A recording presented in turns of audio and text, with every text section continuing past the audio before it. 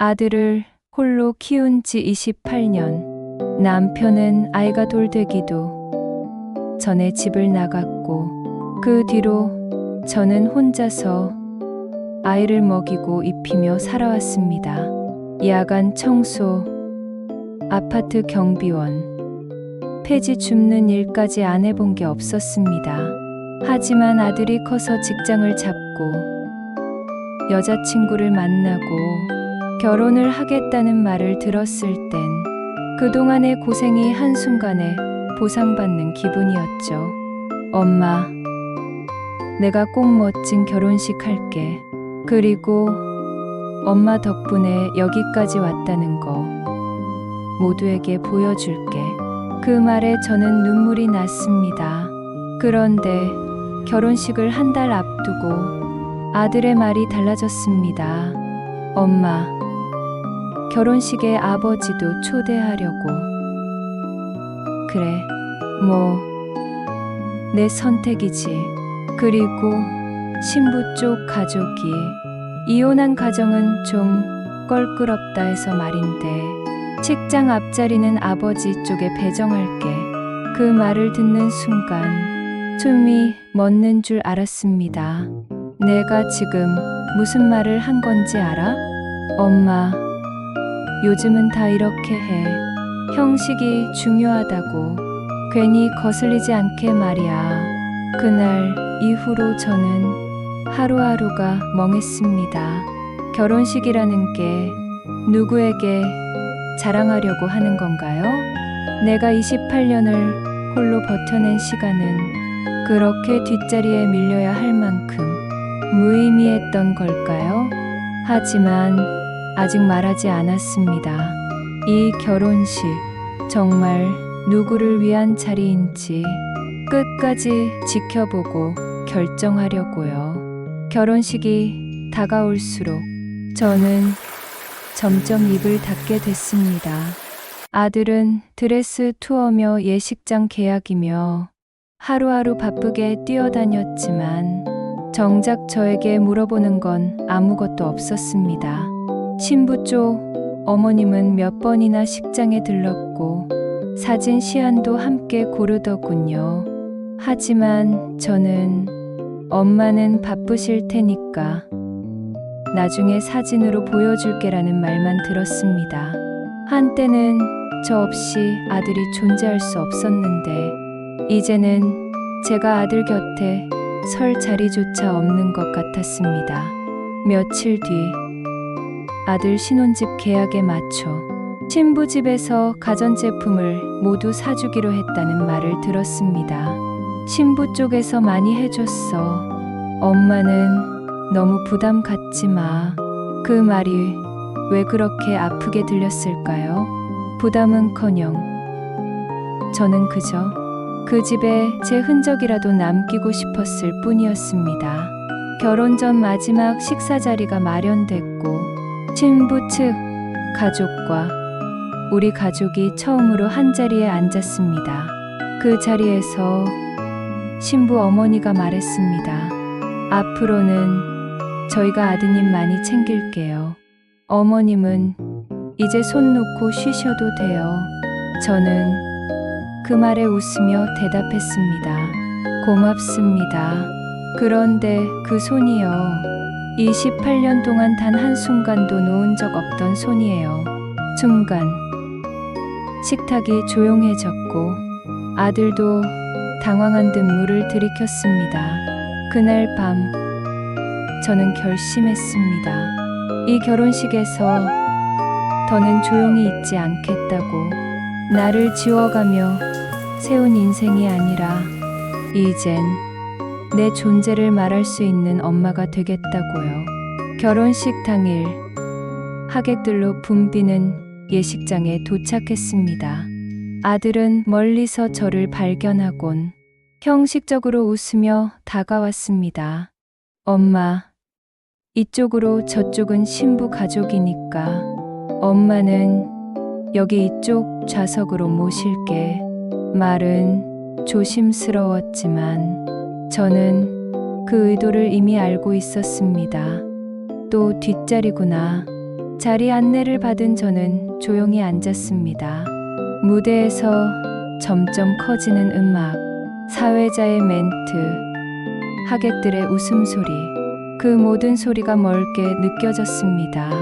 결혼식이 시작되고 양가 부모님 입장 시간이 다가왔습니다. 신부 부모님은 당당히 팔짱을 끼고 입장했고 그 뒤를 이은 신랑 측은 아버지였습니다. 수십 년 만에 나타나 정장 차림으로 카메라 세례를 받으며 아들과 함께 손을 맞잡고 걷고 있었습니다. 그 순간 저의 눈은 말라붙었습니다. 분노도 눈물도 없었습니다. 그저 공허함. 결혼식이 끝나고 하객들 사이에서 수고했다는 인사를 건네는 그를 보며 저는 조용히 식장을 빠져나왔습니다.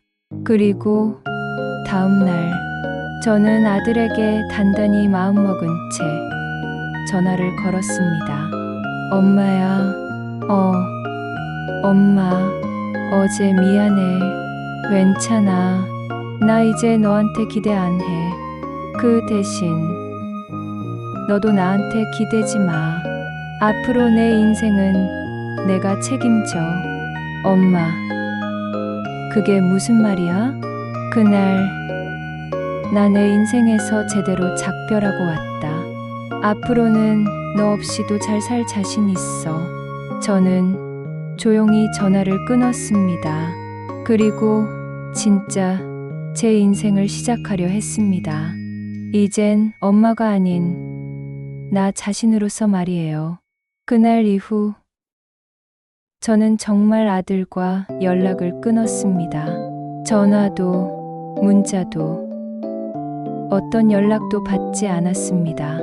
아들 없이도 사는 법을 익히기 시작했고 주변의 작은 모임에 나가며 내가 누구인지 뭘 좋아했는지를 조금씩 떠올렸습니다.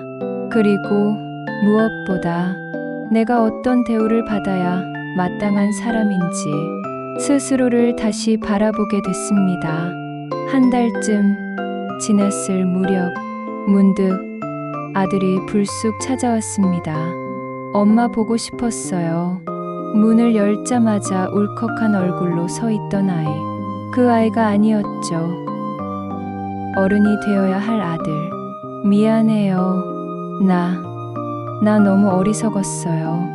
저는 아무 말 없이 아들을 바라보다가 천천히 물었습니다.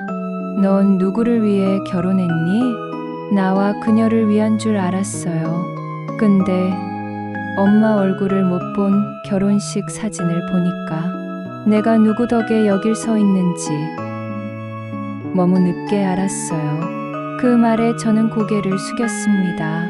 뒤늦게 알아도 괜찮아. 하지만 이제부터는 책임져야 해. 너한테서 기대는 걸 내려놨던 만큼 너도 나를 있는 그대로 존중해야 해. 아들은 고개를 끄덕이며 제 손을 잡았습니다. 엄마, 앞으로는 누구보다 먼저 엄마 생각부터 할게요. 저는 그 손을 받아주며 말했습니다. 앞으론 내가 내 그림자가 아니라 내 삶의 한 줄기 햇살이었으면 좋겠구나. 며칠 후 아들은 다시 집으로 찾아왔습니다. 이번엔 며느리도 함께였습니다. 조심스럽게 문을 두드리고 들어선 며느리는 고개를 깊숙이 숙이며 말했습니다. 어머님, 정말 죄송했어요. 그땐 저도 상황에 휩쓸려 어머님의 마음을 전혀 생각하지 못했어요. 저는 며느리의 눈을 바라보며 말했습니다. 그래요. 상처 주려던 건 아니었다는 거 알아요. 하지만 다음부턴 형식보다 마음을 먼저 생각해줬으면 해요. 그날 저녁 세 사람은 처음으로 서로의 속마음을 나누는 식사를 했습니다. 아들은 결혼식 날의 일들을 사과하며 자신이 어떤 책임을 져버렸는지 인정했고, 며느리는 조용히 제게 물었습니다. 어머님, 다음 주에 저희 부모님 모시고 작은 식사 자리를 하려 하는데 그때 함께 하시면 안 될까요? 이번엔 어머님을 중심에 모시고 싶어요. 그 말에 저는 살짝 미소를 지었습니다. 그 자리가 정말 마음에서 우러나온 거라면 나도 기쁘게 가겠습니다. 며느리는 두 손을 꼭 모으며 고개를 다시 숙였습니다. 그리고 며칠 후 식사 자리에서 저는 처음으로 며느리 부모님과 진심 어린 대화를 나눌 수 있었고, 그 자리는 어색함 대신 따뜻함이 맴돌았습니다. 집으로 돌아오는 길, 아들은 제 손을 꼭 잡으며 말했습니다. 엄마, 이제야 진짜 가족이 된 기분이에요. 앞으로 우리 셋이 함께 잘 살아봐요. 저는 조용히 그 손을 감싸주며 생각했습니다. 이제야 정말 내 자리로 돌아온 것 같구나. 몇 주 후, 아들과 며느리는 주말마다 제 집에 들러 식사를 함께하고 가끔은 저를 바깥나들이에 데려가 주기도 했습니다. 어느 날엔 며느리가 조심스럽게 말하더군요. 어머님, 혹시 사진 한 장만 함께 찍어도 될까요? 결혼식 땐 제대로 못 남겼잖아요. 이번엔 어머님과 꼭 남기고 싶어요. 저는 살짝 웃으며 고개를 끄덕였습니다. 그렇게 찍은 사진, 따뜻한 햇살 아래 아들과 며느리 사이에 선 저, 그 사진을 보며 문득 눈물이 났습니다. 28년 동안 나는 누군가의 엄마였고, 보호자였고, 그리고 늘 뒤에 숨어 있어야 하는 사람이었죠. 하지만 지금 내가 중심에 선 사진 한 장이 그 모든 세월을 안아주는 듯 했습니다. 며느리는 사진을 인화해 액자에 담아 제게 조심스럽게 건넸습니다. 이건 어머님 자리예요. 늦었지만 꼭 드리고 싶었어요. 그날 밤, 그 액자를 침대 머리맡에 두고 오래도록 바라보다 잠들었습니다.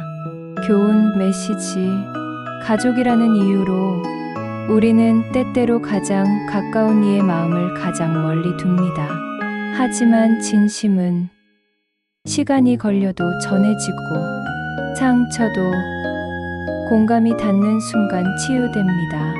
모든 부모가 꼭 앞자리에 서야 할 필요는 없지만 그들의 자리가 지워져선 안 됩니다. 가족의 시작이 부모라면 그 결말도 부모의 웃음이어야 하니까요.